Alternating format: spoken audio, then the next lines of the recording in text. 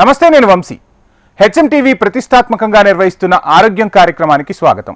ఈ కార్యక్రమంలో ప్రతిరోజు ఆరోగ్యానికి సంబంధించిన ఒక్కో అంశంపై తెలుగు రాష్ట్రాల్లోని ప్రముఖ వైద్య నిపుణుల సలహాలు, సూచనలను మీకు వివరిస్తాం. ఆరోగ్యానికి సంబంధించిన పూర్తిస్థాయి సమాచారాన్ని మీకు అందిస్తాం.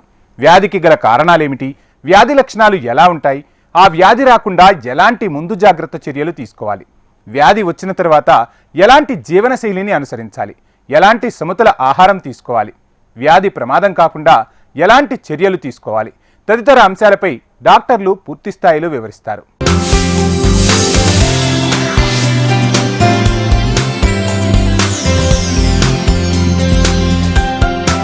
ఇక ఈరోజు ఆరోగ్యం కార్యక్రమంలో కిడ్నీ సమస్యలు, అదే మూత్రపిండాల సమస్య గురించి చర్చిద్దాం. కిడ్నీ సమస్యలు సాధారణంగా ఎటువంటి హెచ్చరికలు లేకుండా వస్తాయా? చిన్న చిన్న లక్షణాలు మాత్రమే కనిపించినప్పుడు వైద్య నిపుణులను సంప్రదించి కొన్ని పరీక్షలను చేస్తే మూత్రపిండాల వ్యాధులను ముందుగానే గుర్తించవచ్చా? ఇవి ముందుగా గుర్తించడం వల్ల ప్రమాదం నుంచి బయటపడవచ్చు కూడా.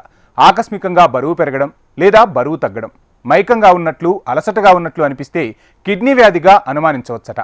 బలహీనంగా అనిపించడం, శ్వాస తీసుకోవడంలో ఇబ్బంది పడటం, కాళ్ళు విపరీతంగా వాచిపోవడం లాంటి లక్షణాలు కిడ్నీ డిసీజెస్కు కారణం కావచ్చంటున్నారు వైద్యులు. వెంటనే అప్రమత్తమై డాక్టర్లను సంప్రదిస్తే కిడ్నీ వ్యాధి నుంచి తప్పించుకోవచ్చు. ఇంతటి ప్రమాదకరమైన కిడ్నీ జబ్బులు రావడానికి ఉన్న లోతైన కారణాలను తెలుగు రాష్ట్రాల్లోని ప్రముఖ వైద్య నిపుణుల సలహాలు, సూచనల ద్వారా తెలుసుకుందాం.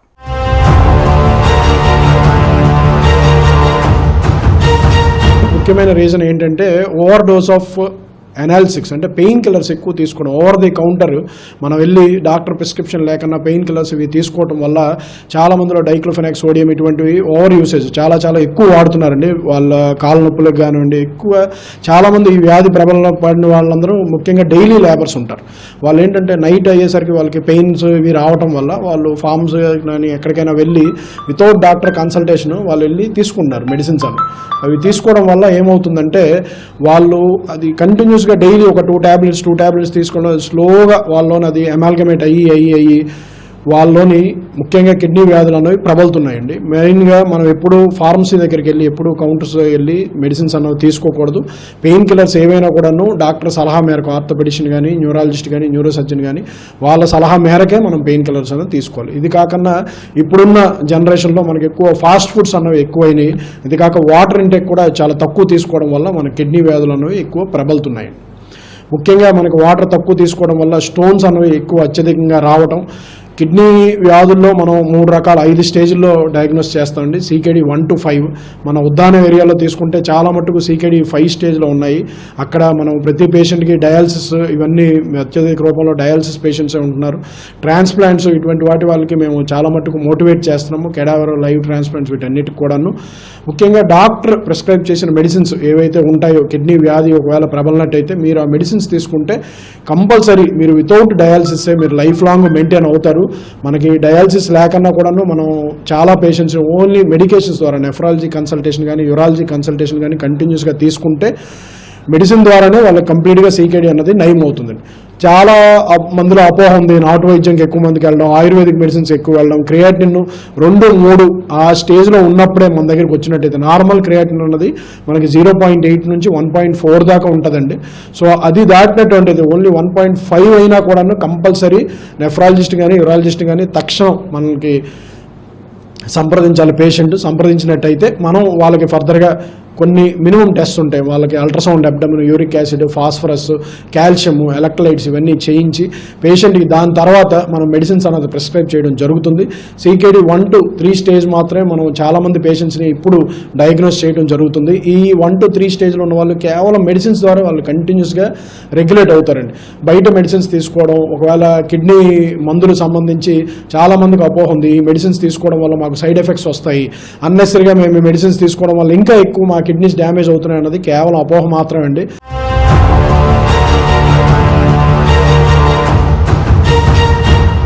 ముఖ్యంగా కొన్ని మందులు ఈ ప్రిస్క్రిప్షన్ లేకుండానే, ఏ డాక్టర్ ప్రిస్క్రిప్షన్ లేకుండానే పెయిన్స్కు ట్రీట్మెంట్ తీసుకోవడం, పెయిన్ టాబ్లెట్స్ వేసుకోవడం వల్ల కొన్ని మందుల వల్ల కిడ్నీ మీద ఎఫెక్ట్ పడే అవకాశం ఉంటుంది. ముఖ్యంగా non steroid anti inflammatory drugs, NSAIDs అని అంటారు, వాటిని ఎక్కువగా వాడడం వల్ల ఈ నొప్పులకు టాబ్లెట్స్ ఎక్కువ వాడడం వల్ల ఈ కిడ్నీ మీద ఎఫెక్ట్ పడే అవకాశం ఉంటుంది. కిడ్నీ వ్యాధి రావడానికి కారణాలేమిటో తెలుసుకున్నాం కదా. మరి వాటి లక్షణాలను గురించి ప్రముఖ వైద్య నిపుణులు ఏమంటున్నారో ఇప్పుడు చూద్దాం. వారి సలహాలు సూచనలను తెలుసుకుందాం. కిడ్నీ ప్రాబ్లమ్స్ లక్షణాలు తెలుసుకుని ఆ లక్షణాలు కనిపిస్తే జాగ్రత్తలు తీసుకోవాల్సిన అవసరం ఉంది. కిడ్నీ జబ్బులు ప్రమాదకరమైనవే అయినప్పటికీ జాగ్రత్తలు పాటించడం ద్వారా వాటి నుంచి రక్షణ పొందవచ్చునంటున్నారు డాక్టర్లు.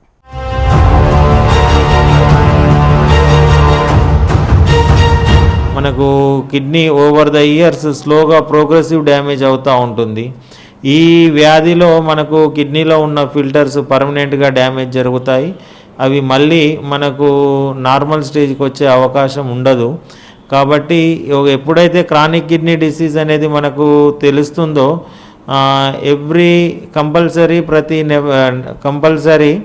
ప్రతి పేషెంట్ కూడా నెఫ్రాలజిస్ట్ని కన్సల్ట్ అయ్యి నెఫ్రాలజిస్ట్ ఇచ్చిన సూచన మేరకు మందులు వాడడం కానీ, ట్రీట్మెంట్ విషయంలో కానీ, డయాలసిస్ అవసరం ఎప్పుడు అనేది కానీ నెఫ్రాలజిస్ట్ని కన్సల్ట్ అయ్యి ట్రీట్మెంట్ తీసుకోవాల్సిన అవసరం అయితే ఉంటుంది. క్రానిక్ కిడ్నీ డిసీజ్ ముఖ్యంగా 5 స్టేజ్ల్లో ఉంటుంది. మనము stage 1, stage 2, stage 3, stage 4, stage 5 అంటాము.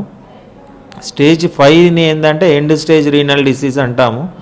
అంటే ఇక కిడ్నీ పర్మనెంట్గా డ్యామేజ్ అయింది, ఇక కిడ్నీ పనితనం బాగా దెబ్బతిన్నప్పుడు ఎండ్ స్టేజ్ రీనల్ డిసీజ్ అని అంటాము. ఈ ఎండ్ స్టేజ్ రీనల్ డిసీజ్కి వచ్చి ఇక జిఎఫ్ఆర్ అనేది 15 బిలో అయ్యి సిమ్టమ్స్ అంటే నడిస్తే ఆయాసం రావడం, వాపులు రావడము, ఇలాంటి సిమ్టమ్స్, ఆకలి కాకపోవడం, ఇలాంటి సిమ్టమ్స్ అనేటివి ఉంటాయి. ఈ మొదటి 4 స్టేజ్ల్లో కూడా ఎక్కువ సిమ్టమ్స్ అనేటివి ఏర్పడవు. అందుకే కిడ్నీ పేషెంట్స్ మనం కిడ్నీ వ్యాధులను తొలి దశల్లో గుర్తించడం చాలా కష్టం. కాబట్టి ఈ దీర్ఘకాలిక వ్యాధులు ఉన్నవాళ్ళు కానీ, బీపీ షుగర్ ఉన్నవాళ్ళు కానీ ఖచ్చితంగా ఎవ్రీ సంవత్సరానికి ఒకసారి kidney function test, complete urine examination అవి చేయించుకోవడము, దాన్ని బట్టి కిడ్నీ ఫంక్షన్ ఎట్లా ఉందో తెలుసుకుంటే మంచిది. ఎందుకంటే కిడ్నీ వ్యాధిని మనం మొదటి స్టేజ్లలో ఐడెంటిఫై చేయడం కష్టం. కాబట్టి ఇక స్టేజ్ 1, 2, 3, 4 స్టేజ్ల్లో ఎక్కువ మనము నెఫ్రాలజిస్ట్ను ఎవ్రీ 1 మంత్ 2 మంత్స్కి ఒకసారి కలిసి మందులు వాడాల్సి ఉంటుంది. ఎప్పుడైతే డయాలసిస్ రిక్వైర్మెంట్ ఉంటుందో దాన్ని కిడ్నీ మీ డాక్టర్ గారిని సంప్రదించి డయాలసిస్ కూడా అవసరం ఉంటే చేసుకోవాల్సిన అవసరం ఉంటుంది.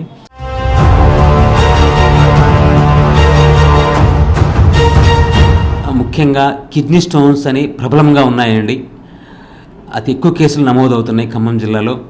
దానికి కారణము ఒకటి జన్యుపరంగా వల్ల కూడా కిడ్నీ స్టోన్స్ వస్తాయి. అట్లాగనే ఆహారపు అలవాట్లు, కిడ్నీలో స్ట్రక్చరల్ డ్యామేజ్ ఉన్నా సరే కిడ్నీ స్టోన్స్ వచ్చే అవకాశం ఉంటుంది.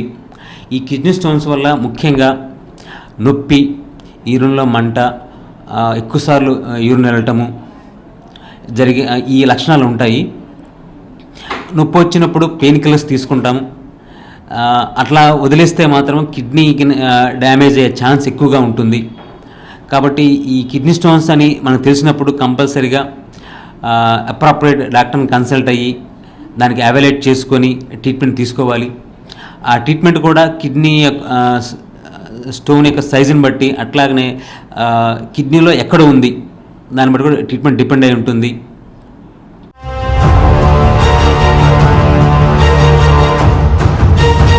జనరల్గా నడుము నొప్పి కొలికి పెయిన్ అంటారు. కొలికి పెయిన్ అంటే రావడం పోవడం, వచ్చినప్పుడు వాంతులు, ఈ వాంతులతో పాటు జ్వరం రావచ్చు. ఇవి కిడ్నీకి సంబంధించినది. మూత్రనాళాల్లో అడ్డుపడినప్పుడు వచ్చే సమస్యలు. ఒకవేళ ప్రోస్టేట్ గ్రంథి ఇబ్బందులు ఉంటే మూత్రం ఎక్కువసార్లు వెళ్ళడం, మూత్రం ఆపుకోలేకపోవడం, మూత్రం తట్టుకుంటూ రావడము, ఫ్రీగా రాకపోవడము, మూత్రం లోపల మిగిలిపోయినట్టు వాళ్ళకి అనిపించడం, ఇలాంటివన్నీ ప్రోస్టేట్ గ్రంథి ఇబ్బందులు. ఒకవేళ ఏదైనా చెడు రకమైన గడ్డలు ఉంటే బరువు తగ్గడము, నడుము నొప్పి రావడము, ఆకలి లేకపోవడము, ఇలాంటివన్నీ మనము చెడు రకమైన గడ్డలు ఉంటే ఇలాంటి సిమ్టమ్స్ మనము పేషెంట్లో చూస్తూ ఉంటాము. సో జనరల్గా కిడ్నీ సమస్యలు రావద్దు అని అంటే సరైన ఆహారం తీసుకోవాల్సి వస్తుంది.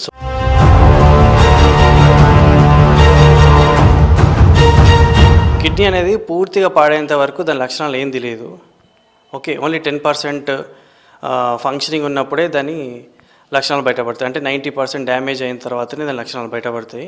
సో ఇది ఒక పెద్ద కన్సర్న్. ఇది మిగతా రోగాలలో ఎట్లా అంటే కొంచెం ఆర్గన్ డ్యామేజ్ కాగానే బయటపడుతుంటాయి. కాకపోతే కిడ్నీ అనేది పూర్తిగా పాడైన తర్వాతనే బయటపడుతుందన్నమాట.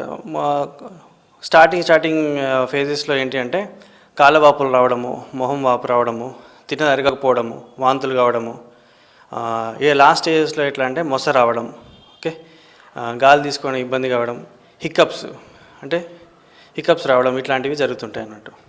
ఓకే, అండ్ కారణాలు వచ్చేసేసి జనరల్గా డయాబెటీస్, హైపర్ టెన్షన్ వల్ల అధిక మోతాదులో దీని కారణాలు ఇవే ఉంటాయి, hyper tension and diabetes. And 10% of the సమస్యలు కిడ్నీ రాళ్ళ వల్ల ఉత్పన్నమవుతుంటాయి. అండ్ మెయిన్గా ఏంటంటే ఈ మధ్యన చూస్తున్నది ఏంటంటే over the counter pain killers. అంటే మెడికల్ షాప్కి వెళ్ళి వాళ్ళే పెయిన్ కిల్లర్స్ వాడి పనిలోకి వెళ్ళడము. ఓకే, మెడికల్ షాప్ వాళ్ళు కూడా పెయిన్ కిల్లర్ ఒకటి ఇస్తే వాళ్ళు తీసేసుకొని పనికి వెళ్ళడం జరుగుతుంది. సో దీనివల్ల లాంగ్ టర్మ్గా బాగా రోజులు వాడితే దీనివల్ల కిడ్నీ మీద సమస్యలు తలెత్తాయి. ఓకే, దాంట్లో కిడ్నీకి సరఫరా అయ్యే రక్తము బాగా తక్కువ అయిపోయి కిడ్నీకి రక్త సరఫరా తక్కువ అయిపోయి కిడ్నీలు చిన్నగా అయిపోతాయి అన్నమాట. సో NSAID అబ్యూజ్ అంటాం మేము. సో దీనివల్ల కిడ్నీలు అనేది మెల్లమెల్లగా క్రమక్రమంగా చిన్నగా అయిపోయి పాడైపోతుంటాయి. కొంతమందిలో ఏంటంటే నెగ్లిజెన్స్ వల్ల, అంటే కిడ్నీలో స్టోన్ ఉంటుంది కానీ నొప్పి రావట్లేదు కదా అని నెగ్లెక్ట్ చేస్తారు, పడిపోయింది అనుకుంటారు. కానీ కిడ్నీ లోపల రాయి ఒక్కొక్కసారి ఏంటంటే ప్రతిసారి పెయిన్ ఉండకుండా ఉంటుందన్నమాట. సో కిడ్నీలో రాయి ఉన్నంత మాత్రాన పెయిన్ ఉండాలని లేదు.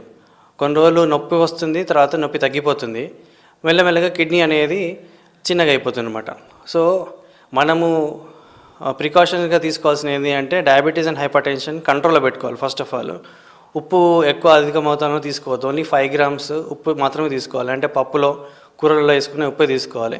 పచ్చళ్ళు తీసుకోవడం కానీ, పిక్కిల్స్ కానీ, చిప్స్ కానీ, బయట దొరికే కుర్కురే ప్యాకెట్స్ తినడము, ఇట్లాంటివి చేస్తుంటే ఏంటంటే సాల్ట్ ఇంటేక్ ఎక్కువైపోయి, బీపీ ఎక్కువైపోయి, కిడ్నీ మీద లోడ్ ఎక్కువ పడి కిడ్నీలు ఫెయిల్యూర్ అయ్యే ఛాన్సెస్. బ్యాక్ టు ఆరోగ్యం.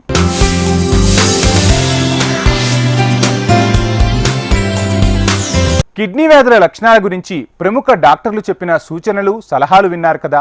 కిడ్నీ వ్యాధుల నుంచి రక్షణ కోసం ఎలాంటి జాగ్రత్తలు తీసుకోవాలి, ఎటువంటి ముందస్తు జాగ్రత్త చర్యల ద్వారా మనం కిడ్నీ వ్యాధులకు చెక్ పెట్టవచ్చు, ఆరోగ్యం కాపాడుకోవడానికి ఎలాంటి ఎక్సర్సైజులు చేయాలి, వాకింగ్ చేయాలి, ఆహారం తీసుకునేటప్పుడు ఎలాంటి జాగ్రత్తలు తీసుకోవాలి తదితర అంశాలపై ప్రముఖ వైద్య నిపుణుల సూచనలు, సలహాలను ఇప్పుడు చూద్దాం.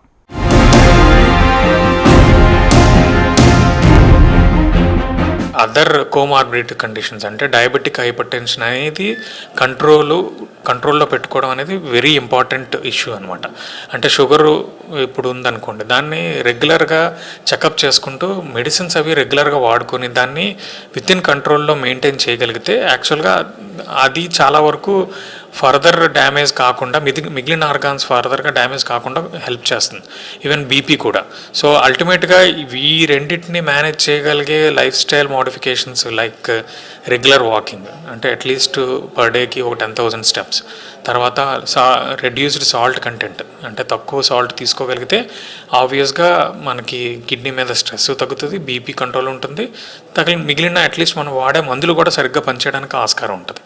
ఇవి కాకుండా రెగ్యులర్ ఎక్సర్సైజ్, స్మోకింగ్, ఆల్కహాల్ అట్లా ఏమైనా ఉంటే కంప్లీట్గా ఆపేయగలిగితే అది చాలా మంచిది. ఎందుకంటే ఇవి ఏంటంటే డైరెక్ట్గా కిడ్నీ మీద స్ట్రెస్ పడకపోవచ్చు, కాకపోతే ఏంటంటే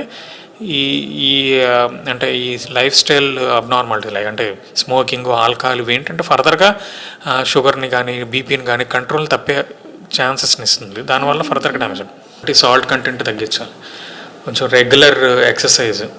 థర్డ్ వన్, ఏమైనా స్మోకింగ్, ఆల్కహాల్ ఏమైనా ఉంటే we need to completely stop those. Fourth one, ఏమైనా అదేంటి పెయిన్ కిల్లర్స్ అంటారు, అంటే రెగ్యులర్గా చిన్న చిన్న పెయిన్స్ కూడా ఓవర్ ద కౌంటర్ మెడిసిన్స్ తీసుకొని దే స్టార్ట్ యూజింగ్ అనమాట. అంటే డైక్లోఫినాక్ అంటే స్పెసిఫిక్గా అని కాదు, దే ఆర్ మోర్ అంటే కొన్ని specific medication it causes more damage to the kidney. So అంటే మనం ఆ పెయిన్ కిల్లర్ని అవాయిడ్ చేయడం మంచిది. అంటే రెగ్యులర్గా యూస్ చేసేవాళ్ళు, అంటే అకేషనల్గా యూస్ చేసేది ఎప్పుడు ఇబ్బంది ఉండదు. తర్వాత ఏంటంటే ఈ నేటివ్ మెడికేషన్ అంటారు కదా, మనకు రెగ్యులర్గా ఓళ్ళల్లో దొరికేవి, అంటే ఈ పసరమందులు అంటారు, ఇలాంటివన్నీ అవాయిడ్ చేయాలి.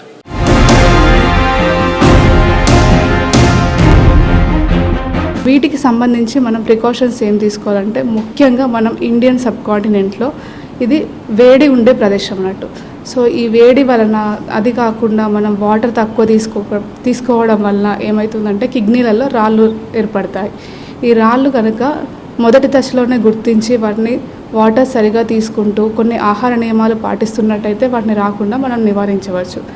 తర్వాత ఇన్ఫెక్షన్స్కి వచ్చినట్టయితే స్పెషల్లీ ఆడవాళ్ళల్లో ఇన్ఫెక్షన్స్ అనేది ఎక్కువగా వస్తాయి. ఎందుకు అంటే వాళ్ళలో మూత్రనాళం అనేది మగవాళ్ళతో కంపేర్ చేస్తే చాలా తక్కువగా ఉంటుంది. లెంత్ అనేది 4 సెంటీమీటర్స్ మాత్రమే ఉంటుంది.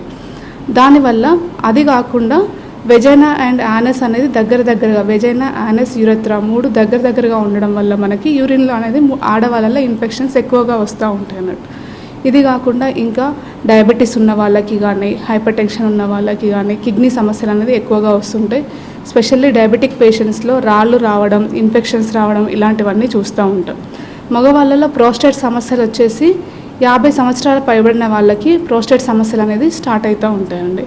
ఈ ప్రోస్టేట్ సమస్య వచ్చినప్పుడు ఎలా తయారవుతుందంటే, సిమ్టమ్స్ ఎలా ఉంటాయంటే, మూత్రం ఎక్కువసార్లు రావడం, రాత్రిపూట 1 లేదా 2 సార్ల కంటే ఎక్కువసార్లు యూరిన్ వెళ్ళిన తర్వాత మళ్ళీ వెళ్తే బాగుండు అనే సెన్సేషన్ ఉండడం, అర్జెంటుగా వెళ్తే బాగుండు అనే సెన్సేషన్ ఉండడం, ఇలాంటివన్నీ మనం తట్టుకుంటూ వచ్చినట్టుగా ఆగి రావడం మూత్రం, ఇలాంటివన్నీ మనం ప్రోస్టేట్ సమస్యలు ఉన్నప్పుడు గమనిస్తాం అన్నట్టు.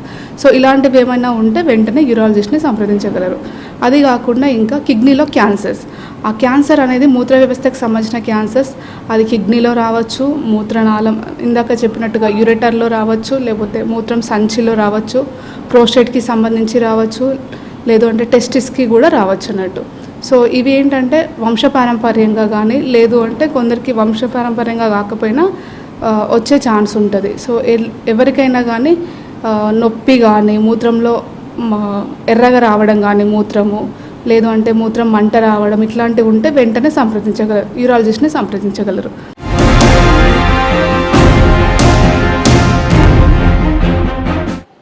ఎండాకాలంలో అంటే వేసవికాలంలో మనము వాటర్ ఎక్కువ తీసుకోవడానికి ట్రై చేయాలి. తర్వాత ఇక్కడ ఉన్న ఈ ప్రదేశం అంతా కరీంనగర్ కానీ, గోదావరి కానీ, తర్వాత మంచిర్యాల, తర్వాత జగిత్యాల ఇట్లాంటి ఏరియా అంతా, ఇదంతా ఉష్ణోగ్రత ఎక్కువగా ఉండే ప్రదేశాలు. దీనివల్ల మనకు చెమట ఎక్కువ పోతుంటుంది, అందుకోసం వాటర్ ఎక్కువ తీసుకోవడానికి ట్రై చేయాల్సి ఉంటుంది. ఇది తర్వాత ఏదైనా ఇన్ఫెక్షన్ వచ్చినప్పుడు కానీ దాన్ని ట్రీట్ చేయించుకోవడం, స్టోన్స్ వచ్చిన వాళ్ళు తప్పకుండా వాటిని చికిత్స చేయించుకోవడం, ఇది ఈ 2-3 జాగ్రత్తలు తీసుకోవడం వల్ల కిడ్నీ వ్యాధుల నుంచి బయటపడడానికి ఆస్కారం ఉంటుంది. ముఖ్యంగా ఈ కోవిడ్ తర్వాత వచ్చే కిడ్నీ వ్యాధులలో ఎక్కువగా కిడ్నీ ఫెయిల్యూర్స్ కానీ, తర్వాత కాళ్ళ వాపులు రావడం కానీ ఇట్లాంటి లక్షణాలతోటి ప్రజెంట్ అవుతున్నారు.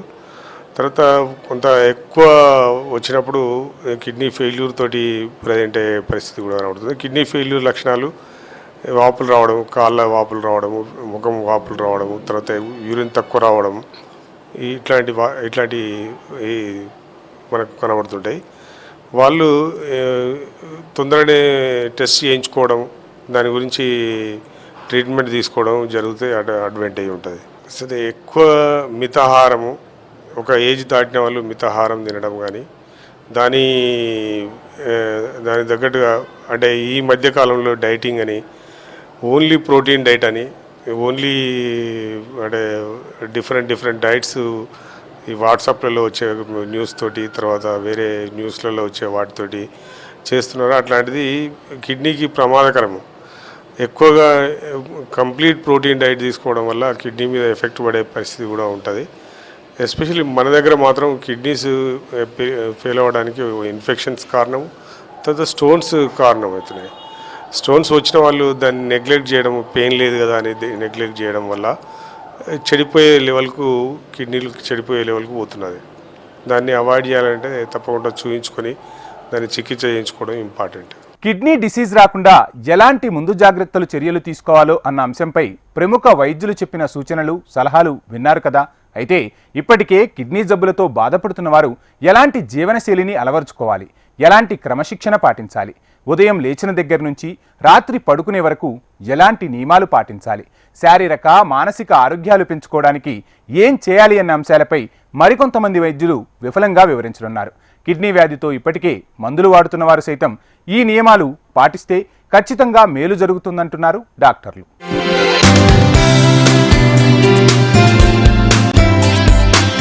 సో షుగర్ పేషెంట్స్ కానీ బీపీ పేషెంట్స్ కానీ లేదంటే ఇలా ఒబీస్గా ఉన్న వాళ్ళు కానీ ఎక్కువ యాక్టివిటీ లేని వాళ్ళు ఏంటంటే ఒక వయసు దాటాక ఒక 30 సంవత్సరాలు దాటాక ప్రతి ఏడాది లేదా ప్రతి 2 ఏళ్ళకి ఒకసారి అయినా సరే కిడ్నీకి సంబంధించిన టెస్ట్ చేసుకోవడం బెటర్. మీరు 2 ఏళ్ళు 3 ఏళ్ళు కరెక్ట్గా చేశారు, కిడ్నీ టెస్ట్ లేదు అన్నప్పుడు ఎవ్రీ 5 ఇయర్స్కి మినిమం రిపీట్ చేసుకోవాలి. అర్లీగా డయాగ్నోస్ చేయాలి అంటే సిమ్టమ్స్ ఏమి ఉండవండి, లక్షణాలు ఏమి ఉండవు కిడ్నీ జబ్బుకి. కిడ్నీ జబ్బులో చాలా స్టేజెస్ ఉంటాయి, 1, 2, 3, 4, 5 స్టేజే ప్రమాదకరం. మనం 1 and 2 స్టేజ్లో కనుక పేషెంట్ని కనుక కనుక్కోగలిగితే ఆటోమేటిక్గా ప్రాబ్లమ్ని ట్రీట్ చేస్తే కిడ్నీ జబ్బు అనేది తగ్గిపోతుంది. 3, 4 స్టేజెస్లో కనుక మనం బయటపడితే దానికి సంబంధించిన ట్రీట్మెంట్ తీసుకుంటే అప్పుడు అవి పెరగకుండా డయాలసిస్ స్టేజ్కి రాకుండా ఎంతకాలం కనీసం ఒక 10-15 ఏళ్ళు ఇంకా పెంచచ్చు. అంటే మీ జీవిత కాలంలో మీరు డయాలసిస్ స్టేజ్కి వెళ్లకుండా దాన్ని కాపాడుకోవచ్చు. మోస్ట్ ఇంపార్టెంట్ థింగ్ అంటే వాటర్. ఎక్కువ తాగినా ప్రమాదమే, తక్కువ తాగినా ప్రమాదమే. ఇప్పుడు చాలామంది టీవీలో చెప్పేస్తున్నారు మనకి ఏంటంటే ఎక్కువ వాటర్ తీసుకోండి అని. పేషెంట్స్ 4 లీటర్స్ 5 లీటర్స్ 7 లీటర్స్ అంతంత వాలంటరీ ఇంటేక్ అవసరం లేదండి. మనం చేసే యాక్టివిటీ బట్టి వాటర్ ఇంటేక్ అనేది ఉండాలి. ఎండలో పనిచేసే వాళ్ళు, ఫీల్డ్ వర్క్ వెళ్ళే వాళ్ళు డెఫినెట్గా ఎక్కువ ఎండకి ఎక్స్పోజ్ అవుతారు కాబట్టి ఎక్కువ డీహైడ్రేషన్ జరుగుతుంది కాబట్టి వాళ్ళు ఒక 3 to 4 మ్యాక్సిమం ఒక 4.5 లీటర్స్ వరకు తాగొచ్చు. ఇంట్లో కూర్చునే వాళ్ళు లేదంటే టీవీల ముందు కూర్చునే వాళ్ళు, ఇంట్లో నార్మల్ జాబ్ చేసుకునే వాళ్ళు, ఏసీ కింద కూర్చుని పనిచేసే వాళ్ళకి 4 లీటర్స్ 5 లీటర్స్ తాగడం వల్ల ఏం ఉండదండి. ఈ వాటర్ అంతా వెళ్ళి ప్రతి అవయవంలో చేరుతుంది. అలాగలాగా బ్రెయిన్లో చేరి సోడియం లెవెల్స్ తగ్గిపోయి వేరే వేరే ప్రాబ్లమ్స్ వస్తాయి. కిడ్నీ అనేది మన బాడీలో సాల్ట్, వాటర్, అలాగే ఎలక్ట్రోలైట్స్ అంటే లవణాలు, సోడియం, పొటాషియం, అలాగే ప్రోటీన్ వల్ల వచ్చిన మెటబాలిక్ ఎండ్ ప్రోడక్ట్స్ని కంట్రోల్ చేయడానికి వాడతాం. సో వీటిలో ఏమైనా మనం డిజార్డర్గా తీసుకుంటే, ఎక్కువ సాల్ట్ తీసుకున్నా, ఎక్కువ వాటర్ తీసుకున్నా, తక్కువ వాటర్ తీసుకున్నా, తక్కువ సాల్ట్ తీసుకున్నా మనకి ప్రాబ్లమ్స్ రావచ్చు. ఏ అవయవం పాడైనా సరే కిడ్నీ అనేది సెకండరీగా మనకి పాడవుతూ ఉంటుంది కాబట్టి మనం ఎప్పుడైనా వేరే ప్రాబ్లమ్స్తో ఫేస్ అవుతున్నప్పుడు కూడా కిడ్నీ టెస్ట్కి చేసుకోవాలి.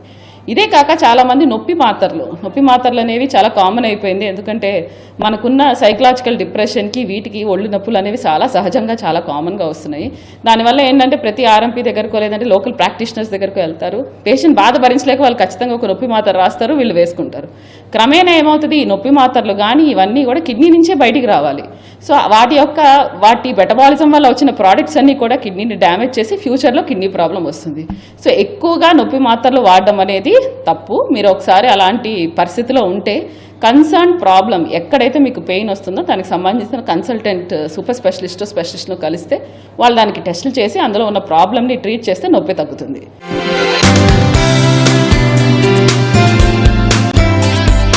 Healthy way of life style చూసుకోవాలండి. డైలీ ½ an hour వాకింగ్ చేయడము, okay, at least 5 times a week exercise చేయడము, ఫ్రెష్ లీఫీ వెజిటేబుల్స్ తీసుకోవడము, సేంద్రియ పద్ధతిలో చేసిన కూరగాయలనే ఎక్కువ తీసుకుంటే బెటర్. ఎందుకంటే ఈ మధ్యన ప్రతి దాంట్లో మిల్క్లో కానీ, గుడ్డులో కానీ, కూరగాయల్లో కానీ పెస్టిసైడ్స్ బాగా వాడుతున్నారు. సో దాని ఇమీడియట్ ఎఫెక్ట్ లివర్ ఇంకా కిడ్నీ మీద ఉంటుంది. ఎందుకంటే కిడ్నీ ఇంకా లివర్ ప్యూరిఫై చేస్తాయి కాబట్టి. సో అది చూసుకోవాలి మనం. పెస్టిసైడ్స్ లేని పదార్థాలనే తీసుకోవడానికి ఎక్కువ ట్రై చేయాలి. అండ్ వైట్స్ ఎట్లా అంటే రైస్, ఓకే, షుగర్, మైదా, సాల్ట్, పాలు ఇవన్నీ తక్కువ మోతాదులో తీసుకుంటే బాడీకి మంచిది, అదేవిధంగా కిడ్నీ కూడా మంచిది. సో కిడ్నీ అని సపరేట్గా కాకుండా బాడీకి ఏదైతే బెటర్గా ఉంటుందో అది కూడా కిడ్నీకి బాగానే ఉంటుంది. అండ్ వాటర్ కూడా చాలామంది ఏంటంటే అదేదో ఆబ్సెసివ్ కంపల్సివ్ డిజార్డర్ లాగా వాటర్ ఎక్కువ తీసుకుంటుంటారు. వాటర్ ఎక్కువ తీసుకునే అవసరం లేదు. మనకు దాహం ఎప్పుడు వేస్తుందో అప్పుడు వాటర్ తీసుకొని, సింపుల్ లాజిక్ ఏంటంటే body weight into 40 ml. Body weight suppose 50 kgs ఉందనుకోండి, ఇంటూ 40 అంటే 2 లీటర్స్ వరకు వాటర్ తీసుకుంటే సరిపోతుంది. కొంతమంది అదే పనిగా లీటర్ వాటర్ తీసుకుంటారు. అట్లా తీసుకుంటే కూడా కిడ్నీ మీద ఎక్కువ లోడ్ పడి కిడ్నీ ఫెయిల్యూర్ అయ్యే ఛాన్సెస్ ఎక్కువ ఉంటాయి. కిడ్నీ వ్యాధులు వచ్చిన వారు మందులు వాడుతూ డాక్టర్లు చెప్పిన జీవనశైలిని పాటిస్తే ఆరోగ్యం చక్కగా ఉన్నట్లే లెక్క. అంతేకాదు ప్రతిరోజు వ్యాయామాన్ని క్రమపద్ధతిలో చేయాలట.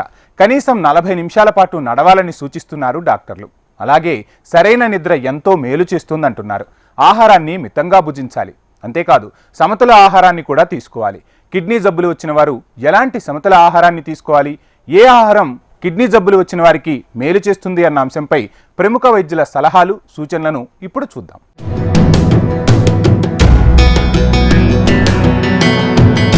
జనరల్గా కిడ్నీ సమస్యలు రావద్దు అని అంటే సరైన ఆహారం తీసుకోవాల్సి వస్తుంది. సో ప్రోటీన్ కంటెంట్ అనేది సరైన మోతాదులో, అంటే ఒక మనిషి తన బరువుకి 1 కేజీకి 1 గ్రాము లేదా 75 గ్రామ్స్ అలా పర్ డే తీసుకుంటే సరిపోతుంది. ఎక్కువ ఉప్పు కూడా తీసుకోకూడదు. మ్యాక్సిమం 1 or 2 టీ స్పూన్స్ కంటే కూడా ఉప్పు తక్కువ తీసుకోవాలి.